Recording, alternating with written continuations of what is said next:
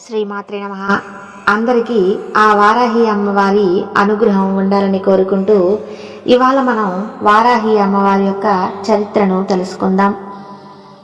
ఆదిశక్తి అమ్మవారి నుంచి 7 శక్తి స్వరూపాలు ఉద్భవించాయి.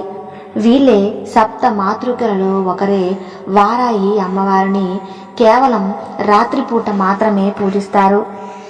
అమ్మవారి ఆలయాలు కూడా పగటిపూట మూసివేయబడి ఉంటాయి.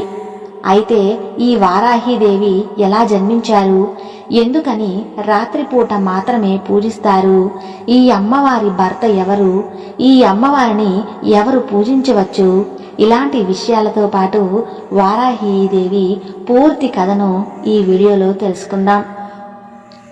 ముందుగా వారాహి అమ్మవారి మీద అభిమానం ఎక్కువగా ఉన్నవారు తప్పకుండా వీడియోని లైక్ చేయగలరు. వారాహి అమ్మవారి గురించి మన హిందూ గ్రంథాలలో చాలా పురాణాలలో ఉంది. వాటిల్లో దేవి భాగవత పురాణంలో రక్తభీషుడు అనే రాక్షసుడు దేవుళ్ళని మనుషులని సంహరిస్తూ రెచ్చిపోతూ ఉంటాడు. అప్పుడు దేవతలందరూ పార్వతీదేవిని సహాయం కోరగా పార్వతీదేవి దుర్గామాత రూపంలోకి మారి రాక్షభీషుడితో యుద్ధం చేయడానికి బయలుదేరుతుంది.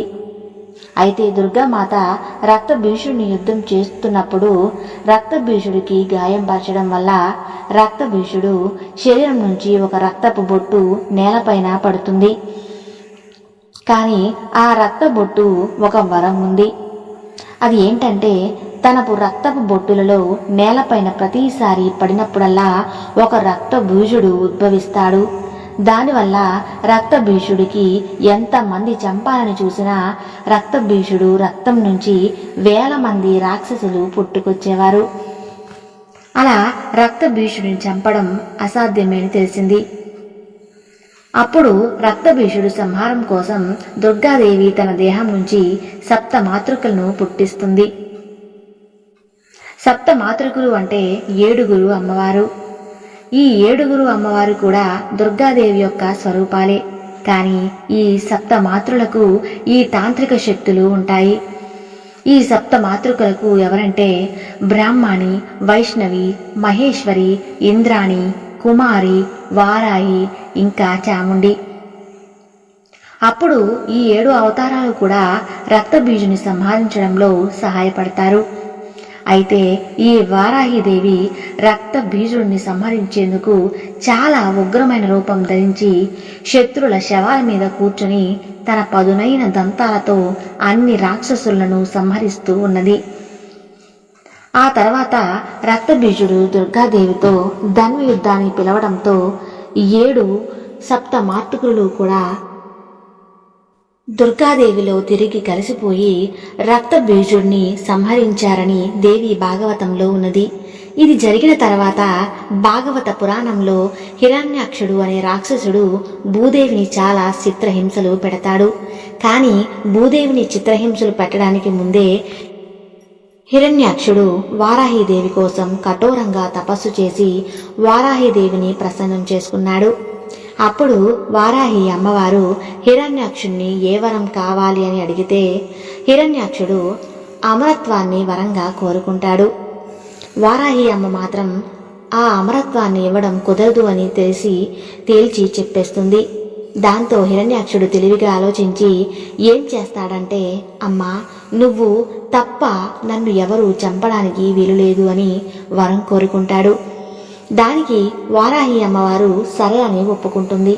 కానీ వెంటనే నేను నీ భక్తుణ్ణి కాబట్టి నువ్వు కూడా నన్ను కూడా చంపకూడదు అని చెప్తాడు. దానికి వారాహి అమ్మవారు సరే అని చెప్పి వెళ్ళిపోతుంది. అప్పుడు ఈ వరాన్ని అండగా చూసుకొని హిరణ్యాక్షుడు విచ్చలవిడిగా రెచ్చపోయి భూమాతను చిత్రహింసలు పెడుతూ ఉంటాడు. అప్పుడు హిరణ్యాక్షుణ్ణి చంపడం కోసం వారాహి అమ్మ వారి నుంచి వరాహస్వామి ఉద్భవిస్తాడు. అలా వారాహి అమ్మవారిలో నుంచి వచ్చిన విష్ణువు అవతారమే వరాహస్వామి. పురాణంలో శివుడు చెమట బొట్టుతో అంధకాసురుడు అనే రాక్షసుడు పుడతాడు. అయితే ఈ అంధకాసురుడు పెరిగి పెద్దయ్యాక రాక్షసులందరికీ అధిపతి అయ్యి దేవతలపైన యుద్ధం మొదలు పెడతాడు. అప్పుడు ఈ అంధకాసురుణ్ణి సంహరించడానికి శివుడు పార్వతీదేవిలో ఉన్న వారాహి అమ్మవారిని స్మరించినట్టు ఈ మధ్య పురాణంలో ఉంది. ఈ పురాణాలతో పాటు వామన పురాణంలో సప్త మాతృకులను దుర్గా అమ్మవారు చండికా రూపం నుంచి పుట్టించినట్టుగా ఉన్నది. అందులో వారాహి అమ్మవారు మాత్రం చండిక యొక్క వీపు భాగం నుంచి పుట్టినట్టు రాసి ఉంది. అయితే ఈ గ్రంథంలో రాసింది ప్రతిసారి వారాహి అమ్మవారు వచ్చేది శత్రు వినాశనానికి, సేనలకి ఆధిపత్యం వహించడానికి వారాహి అమ్మవారు వస్తారు. భర్త వరాహస్వామి అని చాలామంది అనుకుంటారు. అది చాలా పెద్ద తప్పు.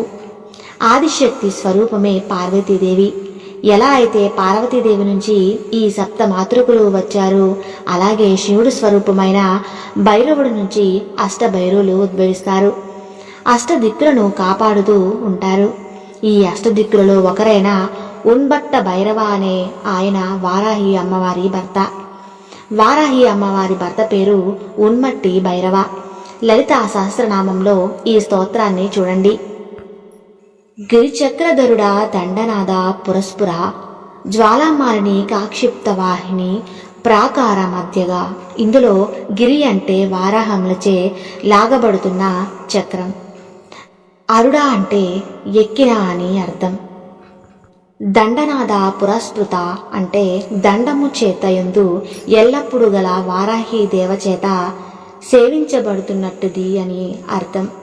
ఇదే విషయం విష్ణు సహస్రనామంలో మరొక చోట శుక్ర ప్రాణహరణ వారాహి వీరినందిత.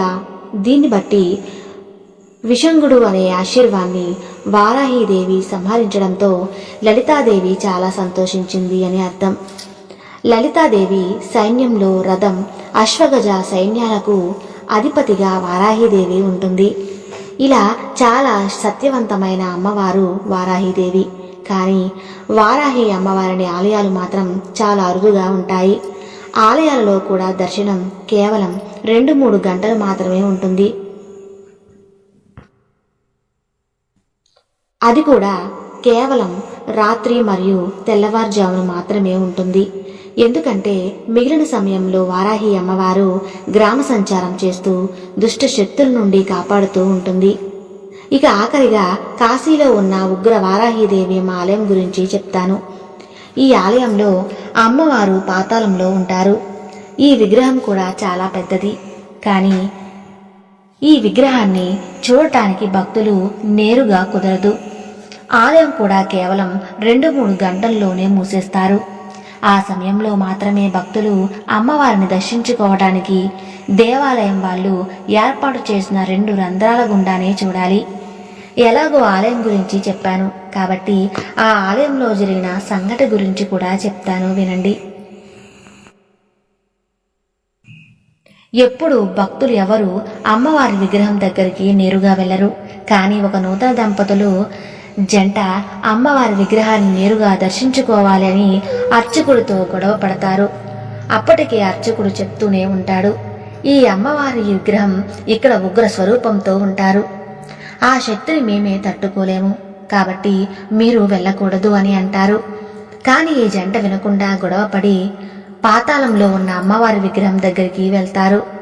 కానీ అక్కడ కొద్ది క్షణంలోనే ఆ జంట అక్కడికక్కడే మరణించారు. దీన్ని చాలామంది పుకారు అని అంటారు. కానీ నేను అయితే చాలా దగ్గరగా చదివాను, అందుకే మీకు చెప్తున్నాను. మీరు ఎప్పుడైనా వారాహి అమ్మవారిని దర్శించుకున్నారా? దర్శించుకుంటే కామెంట్ చేయండి. మన హిందూ గ్రంథాలలో ఉండే విషయాల్ని చాలా చిన్న చిన్న కథల రూపంలో ఈ ఛానల్లో మీకు నేను అందిస్తున్నాను. తప్పకుండా నా వీడియోస్ చూసి నచ్చితే లైక్ చేసి సబ్స్క్రైబ్ చేసుకోండి. Thank you.